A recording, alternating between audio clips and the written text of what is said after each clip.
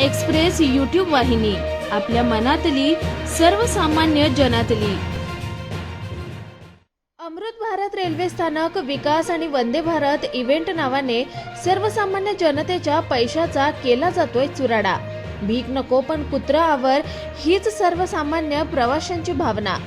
आज पुन्हा मोठा गाजावाजा करून अमृत भारत योजनेअंतर्गत स्थानकांच्या विकासांबाबत घोषणेच्या कामाचा शुभारंभ सन्माननीय पंतप्रधान नरेंद्र मोदी यांच्या हस्ते डिजिटल पद्धतीने देशभर एका कार्यक्रमाद्वारे इव्हेंट बघायला मिळाला। हा नेमका रेल्वेचा कार्यक्रम होता की भाजप पक्षाचा कुठला कार्यक्रम होता, यात सर्वसामान्यांचा गोंधळ झाला। कल्याण ते कसारा मार्गांवर टिटवाळा रेल्वे स्थानकात या भागातील खासदार कपिल पाटील आणि मध्य रेल्वेचे रजनीश गोयल उपस्थित होते।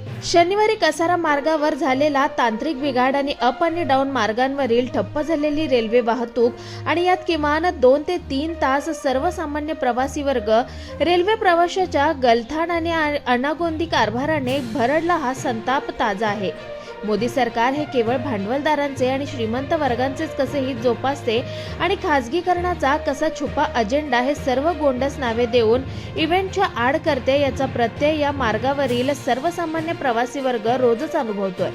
कल्याण ते कसारा या मार्गांवर दुहेरी रेल्वे मार्गिका आणि मेल एक्सप्रेस मालगाडी लोकल ट्रेन वाहतूक याने मागील 5-6 वर्षांपासून हा मार्ग अतिशय व्यस्त आहे।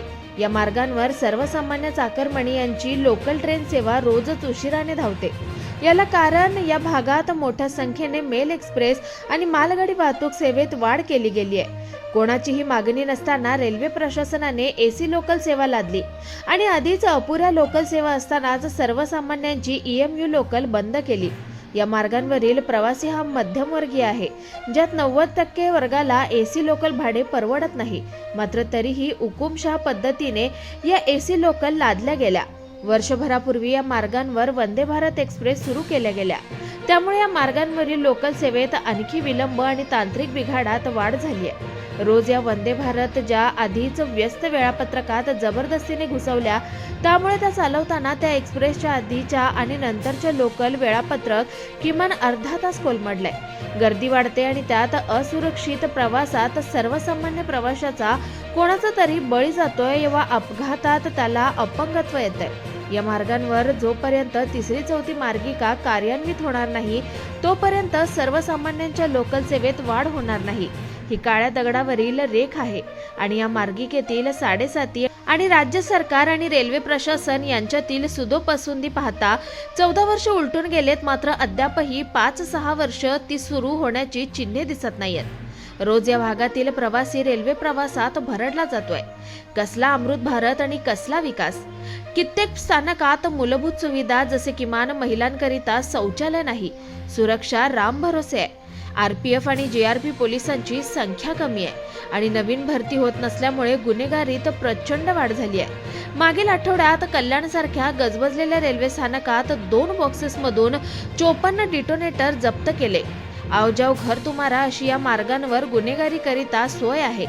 शहाड आंबिवली सारख्या रेल्वे स्थानकात फलाटांवर खड्डे पडलेत। टिटवाळा रेल्वे स्थानकात फलाटावर छप्पर नाही, लिफ्टचं काम बंद पडलंय। खडवली रेल्वे स्थानकात ना शौचालय आहे ना पिण्याचं पाणी। एकमेव पादचारी पूल पण जुना आणि गंज पडून धोकादायक झालाय। वासिंद रेल्वे स्थानकात पादचारी पुलाचं काम संथ गतीने सुरू आहे। आसनगाव रेल्वे स्थानकात इगतपुरी एंडला पूर्व पश्चिमेला जोडल्या जाणाऱ्या पुलाचं काम होत नाही।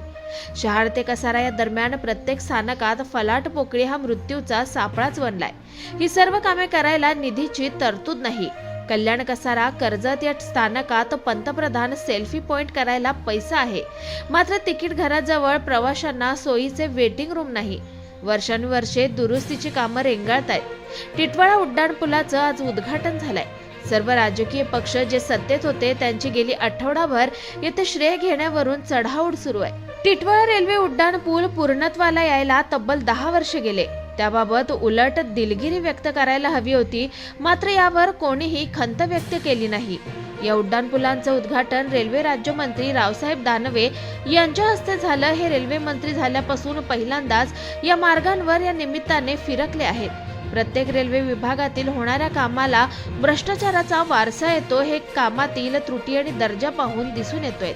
आजचे उड्डाणपूलही अर्धवट अवस्थेत आहे. मात्र केवळ आचारसंहिता लागण्याआधी मोदी सरकारची सर्वत्र लगबग सुरू आहे आणि एक प्रकारे गेल्या आठवड्यापासून रेल्वे विभागासह इतर ठिकाणी सत्ताधाऱ्यांचा जो उद्घाटनाचा धडाका सुरू आहे त्यातून निवडणुकीतील प्रचाराचा बिगुलच जाणवतोय.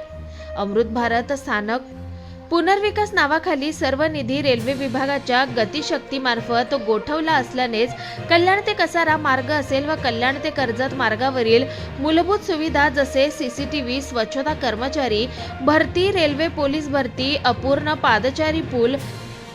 पादचारी पूल, बंद एस्किलेटर, फलाट उंची, लिफ्ट, शौचालय, फलाट दुरुस्ती, प्रस्तावित पादचारी पूल, पार्किंग फलाटावर पुरेसे बाकडे, पंखे, रेल्वे रूळ, फेसिंग मेंटेनन्स, कर्मचारी भरती, तिसरी चौथी मार्गिका हे महत्त्वाचे प्रश्न निधी अभावी वर्षानुवर्षे रखडल्याचा संताप कल्याण कसारा कर्जत रेल्वे प्रवासी संघटनेचे अध्यक्ष राजेश घनगाव यांनी व्यक्त केलाय. निवडणूक आली की सबका साथ सबका विकास अशी घोषणा करणारे मात्र सत्तेच्या कालावधीत ठराविक लोकांचाच विकास साधण्यात मशगूल असतात, असा आरोप कल्याण कसारा कर्जत रेल्वे प्रवासी संघटनेच्या महिला संघटक आरती भोईर यांनी केलाय.